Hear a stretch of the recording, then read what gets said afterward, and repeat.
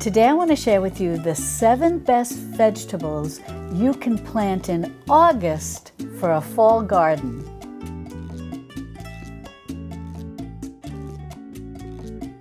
Hi sweet friends, I'm Mary and welcome to Mary's Nest, where I teach traditional cooking skills for making nutrient-dense foods like bone broth, ferment, sourdough, and more. So if you enjoy learning how to be a modern pioneer in the kitchen, consider subscribing to my channel, and don't forget to click on the little notification bell below. That'll let you know every time I upload a new video. Now the first thing I want to say is if at any time you want to jump ahead, be sure to check the timestamps in the description underneath this video. Plus, I'll also have a link there to a blog post that'll correspond with this video where I'll have lots more information. Well, let's jump right in with number 1, beets. Now I know as I said beets, and it's not specific to that particular vegetable, but I know that already there are questions running through your mind, such as what variety of beets should I plant? Can I sow seeds directly into the soil? Do I need to start seeds inside and then bring the plants outside to plant?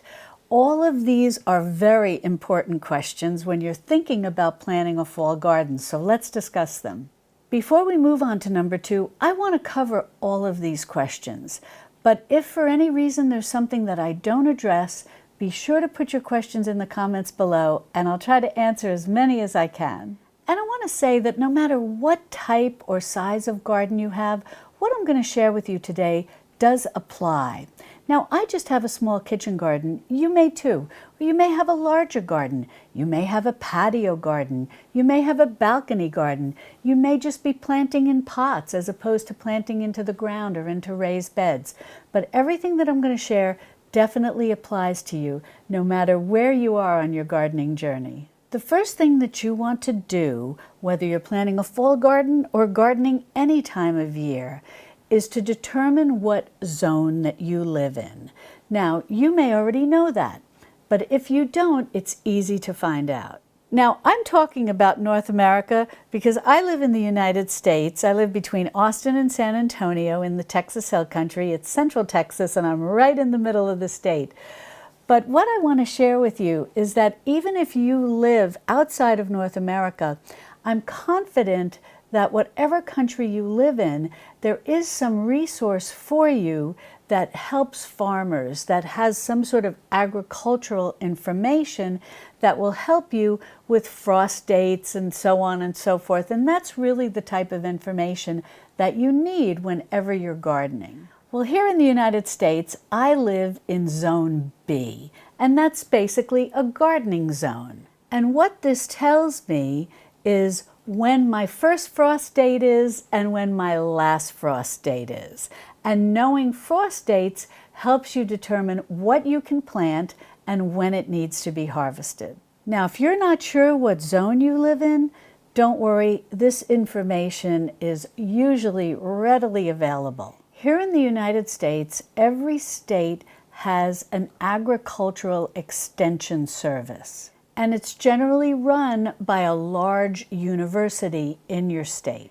Here in Texas, our agricultural extension service is run by Texas A&M University, and it's called Texas A&M AgriLife Extension Service. And what's so wonderful about agricultural extension services is today, thanks to the internet, most of them have wonderful websites with all the information that you need about how to garden in your area. And most agricultural extension services also have offices all over your state. And depending on how elaborate the various offices may be, they may offer a whole host of classes, anywhere from gardening to cooking to animal husbandry to home canning. So once you locate your agricultural extension service, either online or in person, you can find out what gardening zone you live in. Once you know what zone you live in, what gardening zone you live in, then you can pick the best varieties of vegetables that will do the best in your garden. And knowing which varieties do best in the zone you live is going to help ensure your success. And this is especially important when you're new to gardening. because certain varieties of vegetables do better in certain zones, and that makes complete sense. Some are drought tolerant, some can take a little bit of a frost but not a heavy hard frost, and so on and so forth. So depending on what zone you live in, you learn, and this is all information that'll be available to you from your extension service, you're going to learn what varieties do best in your area. And then you're going to have a successful garden and a wonderful harvest. Because once you know what zone you live in, you're going to know when your first frost is going to be in the fall. So you're going to want to pick a variety that you can plant in August, but counting the days, you know that it will mature and be ready to harvest before that first frost date. And also, when you look at what variety that you're picking that does mature in time before that frost date, you may even find certain varieties that can handle a little bit of a light frost, but not a heavy frost.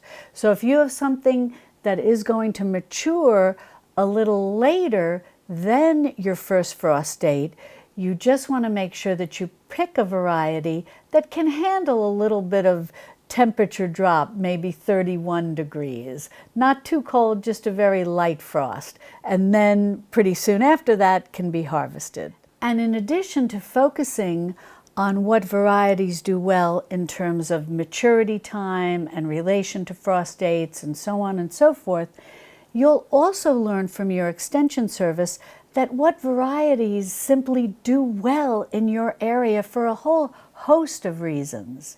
Some varieties do better in very warm climates like mine. They're very drought tolerant. Others do very well where it's a little colder earlier. And so these are all the things that you're going to learn from your extension service, including which ones that are resistant or the best resistant to pests in your area or to diseases in your area, and so on and so forth. And you can also learn from your extension service all the wonderful heirloom varieties that do well in your area. And now what are heirloom varieties, if that terminology is new to you, is what that means is these are vegetables that our ancestors grew. These are really tried and true, old-fashioned vegetables that have not been manipulated in any way. And they often do very well under the conditions that are unique to your zone, if you find heirlooms that are unique to your area. And heirlooms make wonderful vegetables to grow, especially if you're interested in learning about seed saving.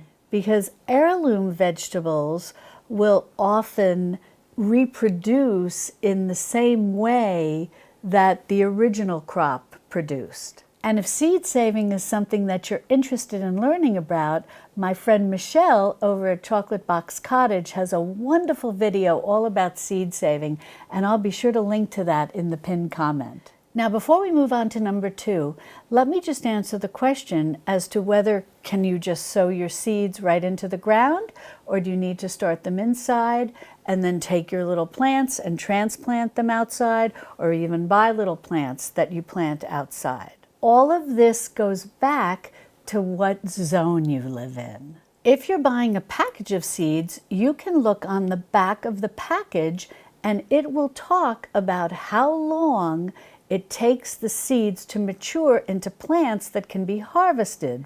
So if you want to sow the seeds directly into your garden in August, all you need to do is calculate based on the number of days that it says on the back of the package, will that plant mature before the first frost date?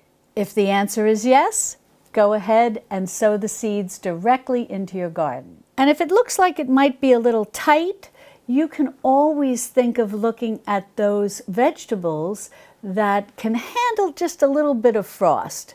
So if you decide you're going to sow seeds for a particular variety of vegetable that can take a little bit of frost, if it's going to go a little past your first frost date, that will probably be okay, and you can sow those seeds directly into your garden.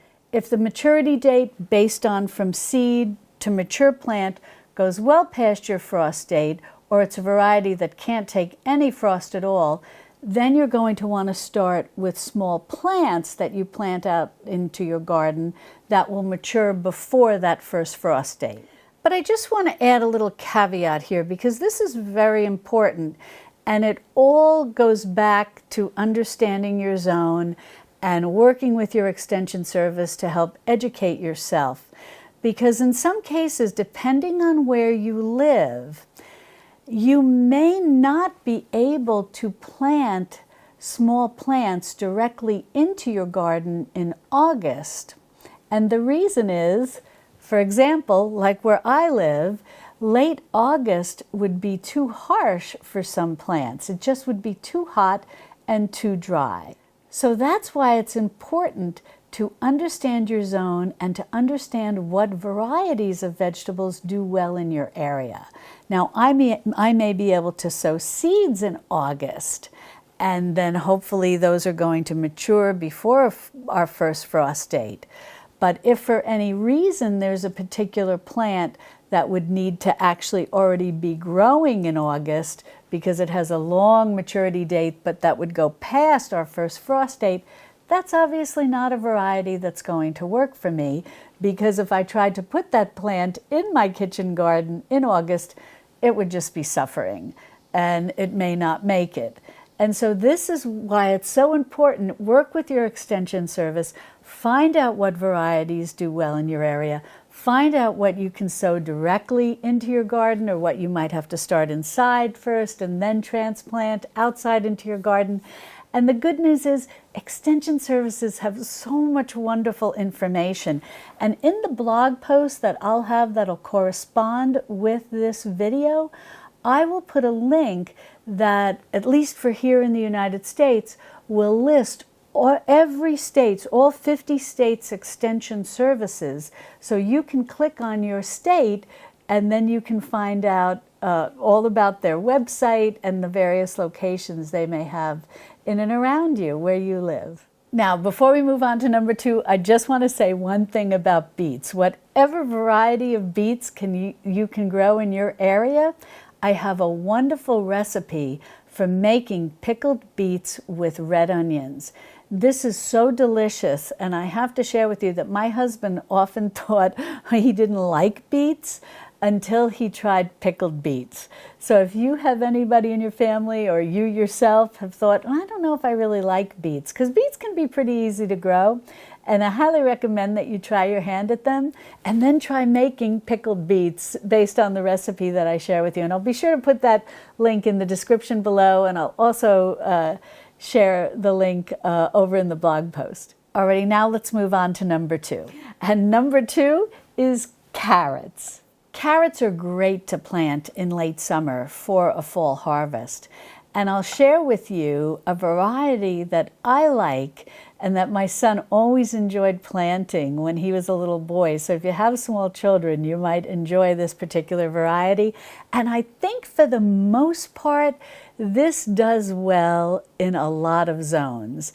And those are the Thumbelina carrots. And if you're familiar with the Thumbelina fairy tale, it might give you a little hint of what these carrots are like. Thumbelina was a character that was very small, and the Thumbelina carrots are very small, and they're somewhat round. Because the Thumbelina variety are small, they mature pretty quickly.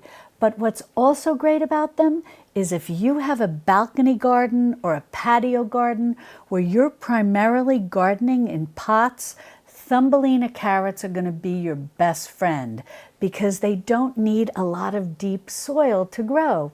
They're like the size of a golf ball. They're so adorable. And so if you grow them in a flower pot, you can have a bumper crop of Thumbelina carrots. So I highly recommend that variety. But as we discussed before, definitely, depending on what zone you are in, do your research and find out about the various varieties that do well in your area for August planting for a fall harvest. Number 3 are cucumbers. Now, a variety that I've loved to grow, and again, this is sort of in the same line as the Thumbelina carrots. This was a variety that my son, when he was a little boy, loved to help me with in the garden. and that was the cornichons. You may also know them as gherkins. They're very small little cucumbers, and they're wonderful for pickling. And speaking of pickling, any variety of pickling cucumbers, like your Kirby's, can do very well because they're smaller and they don't require a long maturity. And if you like to make things like bread and butter pickles or pickle spears, things like that, whether you ferment them or you home can them, either way, these can be very good varieties to grow. And I have recipes where I show you how to make a lot of pickles that you can home can and make them shelf stable. And I also have a lot of recipes for various pickles that are fermented. And I'll be sure to link to all of that. So again, when it comes to varieties, some of these varieties I think span a lot of zones. And so I hope that's helpful to you when you're doing your research. And also to my sweet friends who do have the patio or the balcony gardens and are working with pots, cornichons or gherkins are a wonderful variety to grow. Number 4, leafy greens. And I've got my list here so I won't forget. I won't miss out on sharing any with you that are some of my favorites to grow. And again, I tried to be very general in the ones that I picked. And yes, there are a whole host of vegetables that you can grow starting in August for a fall harvest. But what I tried to do was limit this down to 7 that I felt were common enough and easy enough to grow in a lot of zones. Again, based on variety, but the generalities of these were fairly easy to grow in most zones, and especially those that I felt were a little easier to grow for the new gardener, and especially those of you who are still working with pots because you just have a balcony or a patio and don't have, a full-fledged kitchen garden or even a bigger garden for that matter, which I don't even have. I just work with a little kitchen garden. But that's why I've limited it to 7, because you might say, oh, Mary, I think there's a lot of things I could be growing. There's probably 20 or more things I could be growing. And yes, that's true. And I'll definitely address some of that in the blog post that will go along with this video. But I really wanted to help those of you who may be new to gardening and maybe new to doing a late summer planting for a fall harvest. So getting back to number 4, leafy greens, definitely leafy greens are one of those type of crops, vegetables, that does exceptionally well in cooler weather. So you can have a lot of good luck and a lot of variety when it comes to leafy greens. Some of the ones that I've grown and like to grow are kale and mustard greens and Swiss chard. And for the Swiss chard, I really like the rainbow Swiss chard. And there are a number of different varieties for different zones, but they're beautifully, they have different color hues to them, a little pink, a little yellow, a little green. They're very lovely. And of course, Swiss chard I just think is very tasty. But also too, sort of under this broad umbrella of leafy greens and maybe under a sub-umbrella, so to speak, of lettuces, I like to do arugula and sorrel. And arugula has kind of a peppery, a little bit of a spicy bite to it. And sorrel is wonderfully lemony. It's very tangy. I really like sorrel. And I find sorrel does really well here. And of the different varieties of sorrel, I like the one that's the true green. There is one that's variegated with some red veining. That's also nice too, and I actually find that one does exceptionally well here. But I do prefer the one that's all green. And there, as I said, with all of these, there are a number of varieties that you will see from your extension service that will tell you, okay, this particular variety of sorrel does best in your area. But if you like anything that has that lemony flavor, very tart, you'll definitely like sorrel. It makes a wonderful soup, a sorrel soup, and it's fun to throw into salads, as is arugula. And something that I think does well in a lot of zones and that I definitely like to grow, and this is something that I'll seed directly, and actually do this in September, I will sow directly into the soil seeds of what's called a mesclun mix. And that's just like a lot of little different types of baby greens. You may see it sold in your grocery store, and it just looks like a mixed variety of things. And if you get a variety that does well in your area, and hopefully you'll be able to sow them right into the soil, and then all these little different greens will start growing up that you can begin to harvest. And they also make a wonderful salad. Number 5 are radishes. And again, for those of you who are growing in pots and have those balcony or patio gardens, radishes are a wonderful crop to grow because, again, like the Thumbelina carrots, they're small. So they don't require a lot of depth. You don't need a deep garden or, a deep raised bed, whatever the case may be. They do very well in pots. And one variety that my son and I always enjoyed growing has been the French breakfast radish. Now, they're a little longer. They're sort of long and narrow, but still work very well in pots. And they are delicious. You can slice them and prepare them in the French way with some butter and sea salt. It was funny when I learned about that. I thought, well, that's unusual, because normally I would just maybe slice them and throw them in a salad. And then I think my son and I were learning about radishes, during our homeschool days. And we saw this recipe, and they were talking about French breakfast radishes and slicing them and putting butter on them and sea salt. We said, we're going to have to try that. And we did, and it's delicious. So that's one particular, and there are a number of varieties of French breakfast radishes. So maybe you'll be able to find one that'll work in your particular zone. But again, a great option if you're just gardening in flower pots. And I just want to take a minute here before we move on to number 6 to talk about growing in flower pots. So this is something that I do, but really more once the weather cools off. It's very difficult to grow in flower pots in our heat during the summer. But I have been seeing something, and maybe you have too. Let me know in the comments below. I've been seeing a lot of videos on YouTube where people are doing these sort of towers. They look like towers of different levels of planters, all piled one on top of the other, vertical gardening. And then you put the water in the middle, and then the water will just slowly feed these various little pockets all around where people have put their soil and their plants. And vertical gardening can be great if you're tight on space. Maybe you just have like a balcony or a patio or a deck, whatever the case may be. But I had the idea when I saw this, I thought, I wonder if this would help someone like me that lives in a very hot climate, and one right now where we're going through a drought. So would vertical planting like this on my patio, where there's sun and it's funny, I have to tell you that in Central Texas, often when it says on the back of the seed package, likes full sun, that means likes partial shade.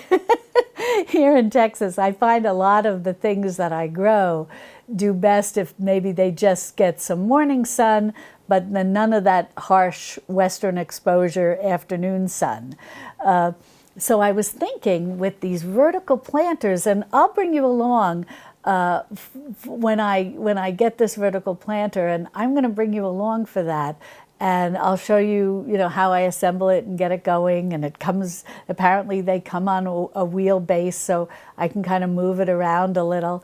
And I'm interested in trying this and seeing, with this reservoir of water that you put in the middle, if it would help conserve the water and just give the plants just a little bit that they need to survive. And if it's on wheels and I can kind of move it out of any strong sun and just sort of nurse it along a little. So I don't know, I'll take you along for that. But if you do vertical gardening, let me know in the comments below and what you've thought of it so far. But in any event, alrighty, let's move on to number 6. Number 6 are turnips. Turnips are great for a fall harvest because they like cooler weather. And turnips are pretty easy to grow. And I have to tell you that my grandmother always liked mixing turnips and potatoes together to make what looked like mashed potatoes, but it was actually a combination of potatoes and turnips. And it's very tasty. So if you've not tried that, I highly recommend it. Even if you're buying some turnips at the grocery store, next time you decide to make mashed potatoes, try doing half mashed potatoes and half turnips, mix them together, add some butter, add a little cream or milk, whatever you like to do, and I think you'll find them very delicious. But think about growing turnips. It's somewhat, in many ways, an old-fashioned crop. We don't often hear people talking a lot about turnips today, but they're easy to grow, they like the cool weather, and you'll be all set. I think that they'll grow relatively easy for you. Again, picking a variety that does well in your area, but they're not hard to grow. And I personally, in my humble opinion, find them pretty tasty. So I definitely think they're worth growing. They're very nice. You can peel them and roast them, as I said, or mix them with the mashed potatoes. And I think, to me, it's like a cozy food, a comfort food. And it goes back to my childhood. And so think about giving turnips a try. You might be pleasantly surprised. Now, before we move on to number 7, I just want to say that I do have some bonus plants for you, some bonus information, because if you've been with me for a while, whenever I give you a list of things, I always have a little something extra. And so stay tuned for that. But now let's get into number 7. Now, some of you may be surprised what I'm going to say for number 7. But what I'm going to tell you is that you can plant this in mid-August for a fall crop, and that's zucchini. So if you live in a zone where you're growing zucchini in the summer and you've harvested your zucchini, you can then go ahead and seed. And again, you want to check with what zone you live in, but in many zones, you can take your zucchini seeds and sow them right into the soil in mid-August, and they'll germinate pretty quickly, and then you'll have a fall crop. So that's kind of fun to keep in mind. And the only thing you want to keep in mind when you pick your variety of zucchini is how much room are you willing to give it based on what other crops you may be planting, what other vegetables you may be planting in August. Because some varieties of zucchini need a lot of room to spread out, and then others are a little more compact. So just think about that when you're planning your fall garden. How much room do you want to dedicate to your zucchini? Alrighty, now let's talk about 2 bonuses here. You may be wondering about your brassicas, also known as your cruciferous vegetables. So you want to think about your broccolis, your cabbages, cauliflower, Brussels sprouts, things like that, everything that's in the cruciferous family. Within this family of vegetables, some do better than others. And again, it's all tied to what zone you live in. Cauliflower and some broccolis can do relatively well in a number of zones. Cabbage, not so much. It can really depend, again, on what zone you live in. But chances are, if you look through the list of vegetables on your Extension Services website, you may see a variety of cauliflower that does do well in your zone for an August planting for a fall harvest.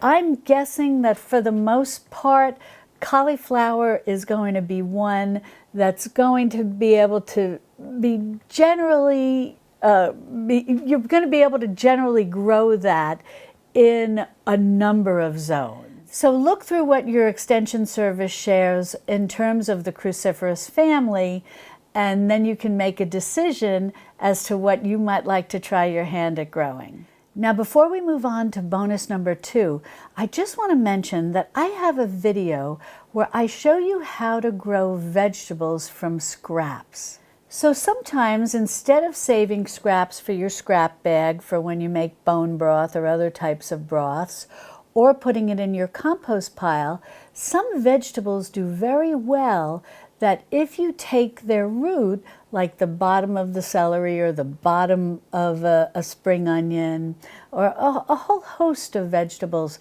you can actually put them into the ground and start growing them or regrowing them. And some do better than others, and I go into a lot of detail about this and show you how to do this and how to get them started in your kitchen in a glass of water and things like that. And those can be a lot of fun to do, especially, again, this was a lot of fun things that I did with my son when he was a little boy. And I think that if you do have children at home, doing these type of experiments can be a lot of fun. But it's amazing what you can grow, often from just a scrap of a vegetable that, as I said, may have gone into your compost pile. Green onions do especially well. And you can just have an ongoing supply of green onions and never have, or spring, you might know them as spring onions, and you'll never have to buy them again, because you can grow those inside, outside. They're very versatile. But in that video, I share I think I've got like 10 vegetable scraps that I show you how to get growing. So I'll be sure to link to that video in the description below. Alrighty, now bonus number 2 is going to be most likely important to people who live in Zone 8 through Zone 11, and that's tomatoes. If you live in Zone 8 through 11, you know that usually by early June, we've pretty much wrapped up our tomato crops because it just gets too hot. And once it gets over 90 degrees, our tomatoes are not going to be happy. The good news is we can plant tomatoes in August for a fall harvest. So if you're in zones 8 through 11, keep in mind that tomato season didn't end for you back in early June. You can have another crop of tomatoes in the fall. Now, if you'd like more information about my kitchen garden and what I like to plant and a whole host of recipes that I make from the things that I grow, be sure to click on this video over here where I have all of that and more. And I'll see you over there in my Texas Hill Country kitchen. Love and God bless.